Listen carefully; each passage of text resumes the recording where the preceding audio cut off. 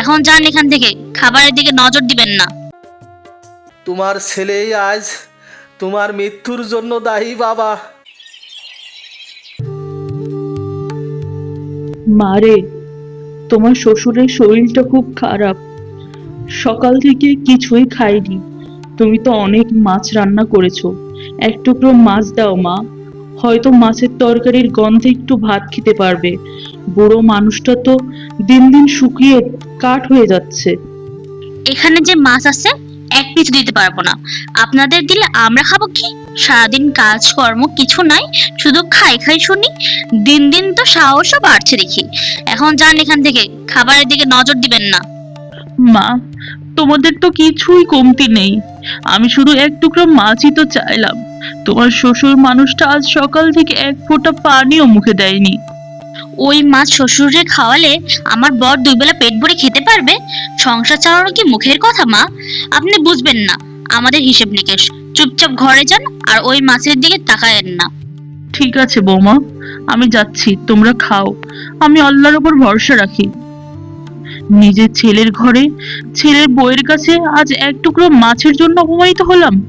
হায় আল্লাহ, এই বয়সেও মুখে তাচ্ছিল্যের থাপ্পড় খেলাম। মা, তুমি কাঁদছো কেন? কি হয়েছে? তোর বাবা কিছুই খেতে পারছে না। ভেবেছিলাম তোর ভাবির রান্নাঘরে অনেক মাছ আছে, এক টুকরো মাছ চেয়ে আনি, কিন্তু দেখ কপাল, মাছ তো দিলই না, উল্টো অপমান করে তাড়াইয়া দিল আমাকে। ভাবি তো মানুষ না, নিজের শ্বশুরের জন্য এক টুকরো মাছ দিতে কষ্ট হলো? নিজের ছেলের বউ যদি এমন করে, বল তুই, আমরা কোথায় যাব? বুড়ো বয়সে হাত পেতে নিজের ঘরে ভিক্ষা চাইতে হয়। এই দিন দেখার জন্যই কি বিয়ে দিছিলাম ছেলেরে?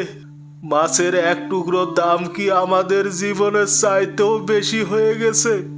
বইয়ের কথায় ছেলে চোখ বন্ধ করে চলে, একদিন সব বুঝবে। কিন্তু ততদিনে হয়তো আমি আর এই দুনিয়াতে থাকবো না রে। মা, আমরা আর কতদিন থাকবো ভাবির অপমান অবহেলা সহ্য করে এই ঘরে? ভাইয়া তো কিছুই বলে না, আমারও তো বিয়ের বয়স হচ্ছে, এভাবে আর কতদিন? মানুষ কি বলবে? হ্যাঁ রে মা, এই অভাবের ঘর, অপমানের জীবন, তোকেও তো একদিন বিয়ে দিয়ে দূরে পাঠাতে হবে। কিন্তু মনের ভিতর ভয় ধরে আছে, তোর ভাই ভাবি যে মানুষ টাকা খরচ করে তোর বিয়ে দেবে বলে মনে হয় না। এই বাড়িতে আসার পর থেকে কেবল একটা জিনিসই বুঝেছি, তোমার মা বাবা কিছুই করে না, শুধু খায় আর খায়। তুমি সকাল সন্ধ্যা হাড় ভাঙা খাটুনি খেটে যাই করো, ওটাই ওরা দিচ্ছে। ঠিক বলেছ।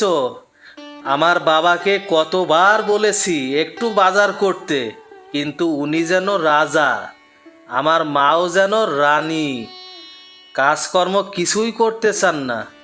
আমি যদি একটু কিছু বলি সঙ্গে সঙ্গে চোখ রাঙিয়ে দেয়। এই ঘরটাকে শুধু তার, আমারও তো সম্মান আছে। এখানে সবাই মিলে কাজ করলে সমস্যা কোথায়? আর বলো না গো, তোমার কথাই ঠিক। আমি কতদিন ধরে ভাবছি এভাবে চলতে পারে না। নিজের বাবা মাকে নিয়েই যেন আমি বিপদে পড়েছি। আমার কষ্ট তারা কখনোই বোঝে না। আমিও ভাবছি আর চুপ করে থাকবো না। যদি কেউ কাজ না করে তাহলে মুখে দুটো কথা শোনাতেই হবে। আজই কথা বলবো মা বাবার সাথে, দেখি তারা কতদিন এমন করে চলবে। এই বাড়িতে শুধু বসে বসে খাওয়ার মানুষের অভাব নেই, অভাব শুধু কাজ করা মানুষের। বাইরে আমি জান দিয়ে কাজ করি, আর তোমরা ঘরে বসে শুধু খাও। বাবা, তুমি সারাদিন বসে কি করো?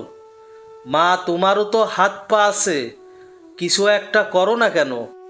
বাবা, তোর বাবার শরীরটা ভালো না, আমি তো আজ শুধু এক টুকরো মাছ চাইছিলাম, তোর বউ অপমান করে বের করে দিল।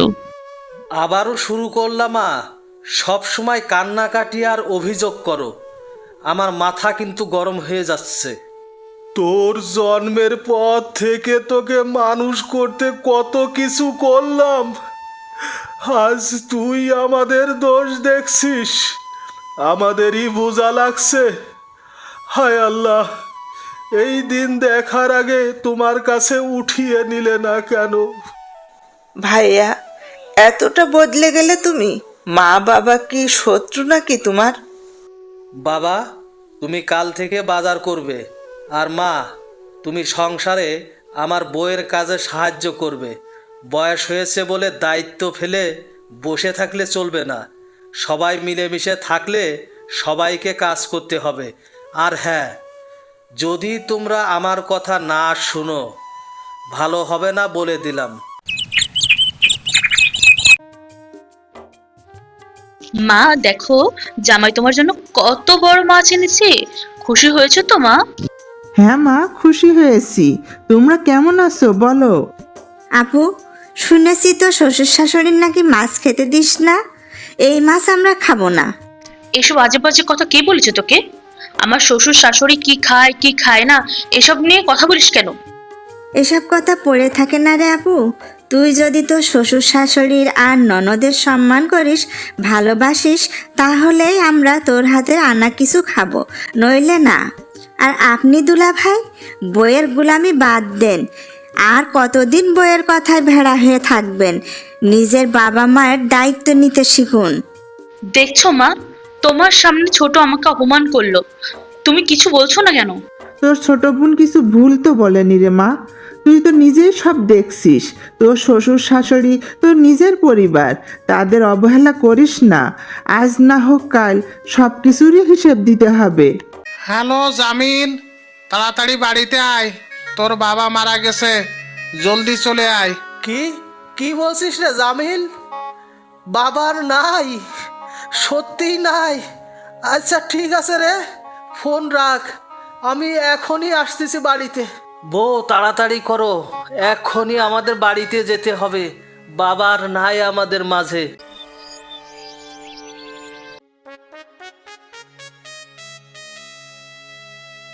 বাবা, ও বাবা, তুমি একবার চোখ খোলো বাবা, তুমি আমার সাথে কথা বলো বাবা। বাবা চোখ খোলো। না, তোর সাহস হয় কিভাবে তোর বাবার গায়ে হাত দিতে? তোর কথা মতো বাজারে গিয়েছিল মানুষটা, স্ট্রোক করে রাস্তায় পড়েছিল, তখনও কেউ তোকে খুঁজে পেল না। তোর বাবাকে অচেতন অবস্থায় লোকজন বাড়িতে দিয়ে গেল, তারপর সব শেষ। আমি তো চাইনি এমন হোক মা। আমি তো শুধু চাইছিলাম সংসারের সাম্যতা। আমি জানতাম না বাবারে এমন হবে। তুই তো তোর বউয়ের কথাই এতদিন ডুবেছিলি। তুই তোর নিজের বাবা মাকেই চিনতে পারিসনি। আজ বাবার মুখ দেখে হলেও শিখে যা। শুধু বউয়ের কথাই শুনে কখনো বাবা মার গলা কাটা যায় না। বাবা, আমি ভুল করেছি, তোমার সাথে অনেক অন্যায় করেছি, ক্ষমা করো বাবা। তোমার ছেলেই আজ তোমার মৃত্যুর জন্য দায়ী বাবা, তুমি ক্ষমা করে দিও বাবা। মা, আমি আমার ভুল বুঝেছি, আমি অনুতপ্ত। আমি আপনাদের থেকে দূরে ছিলাম। আজ বুঝলাম পরিবার মানে শুধু স্বামী নয়, বাবা মা ভাই বোন সব মিলিয়ে সংসার। তোর বাবা তো সবসময় তোর ভালোই চাইতো, আজ তুই বুঝেছিস, এতেই শান্তি।